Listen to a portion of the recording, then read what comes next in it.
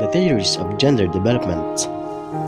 There are three theories in gender development: the social learning theory, cognitive development theory, and the gender schema theory. Social learning theory. It is based on outward motivational factors that argue that if children receive positive reinforcement, they are motivated to continue a particular behavior. If they receive punishment or other indicators of disapproval, they are more motivated to stop that behavior. In terms of gender development, children receive praise if they engage in culturally appropriate gender displays, and punishment if they do not. When aggressiveness in boys is met with acceptance, or a boy's will be boy's attitude, but a girl's aggressiveness earned them little attention. The two children learn different meanings for aggressiveness as it relates to their gender development. Thus, boys may continue being aggressive, while girls may drop it out of their repertoire. Cognitive development theory, which is derived from Colbert's theory speculation about gender development. We know from Paget's work that children engage in symbolic thinking by about 2 years of age. Using this ability, children acquire their gender identity, and then Colbert believes they begin the process of acquiring gender-appropriate behavior.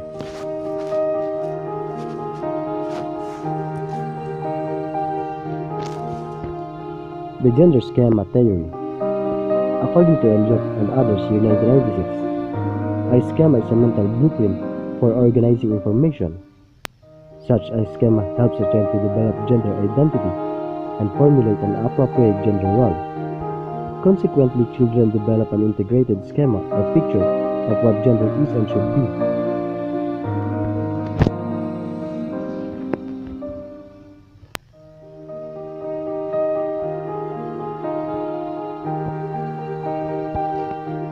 Let us define sex and gender. Sex is what we get biologically by birth, but gender is not inherently connected to one's physical anatomy.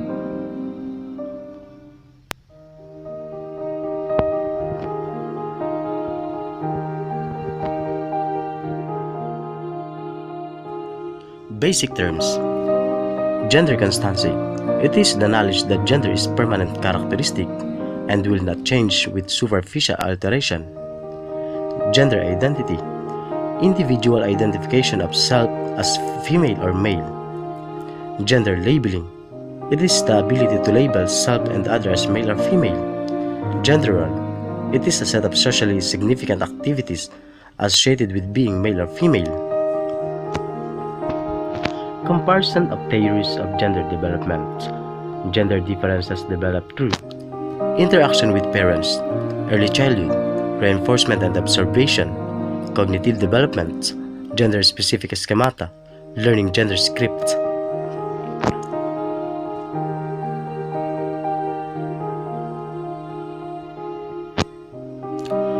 Gender explains the difference between men and women, in social terms as men and what a man can do, as women and what a woman can do or can't do. The gender stereotyping. What is stereotyping?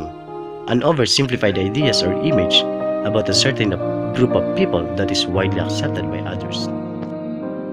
What is gender? It is a socially constructed definition of women and men.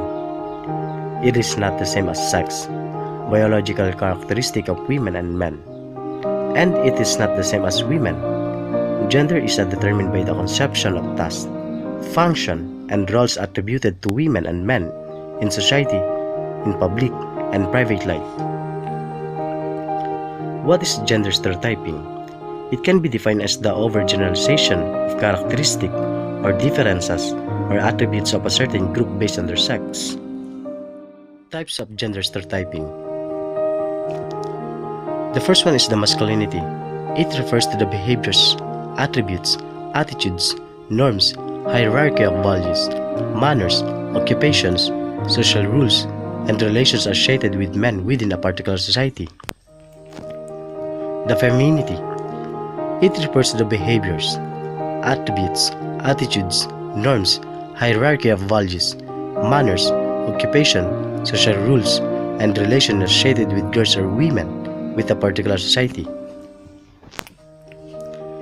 The gender stereotyping is mainly visible in physical appearance, domestic behaviors, occupation, personality traits.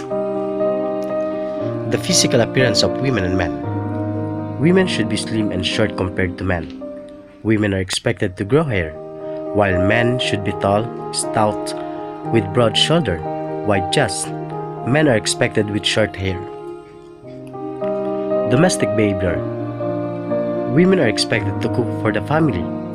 Raising, taking care of children are expected to be the responsibility of women at home. Men are expected to govern or rule the family. Men are expected to earn for the livelihood of the family. The occupation. Women need jobs with less income. They have less chance in decision-making jobs such as position in politics. They were assigned to do jobs such as school, teachers, nurses, etc. Men need jobs with high income. They enjoy all jobs that demand decision-making situations. Doctors, politicians, engineers, plumbers are the field where men are expected to be dominant than female. And the last, the personality traits.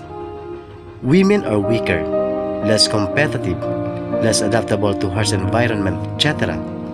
Women are shy, passive, submissive.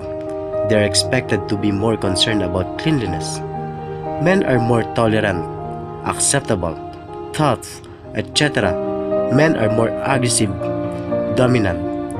They are expected to be usually lazy, messy, and etc.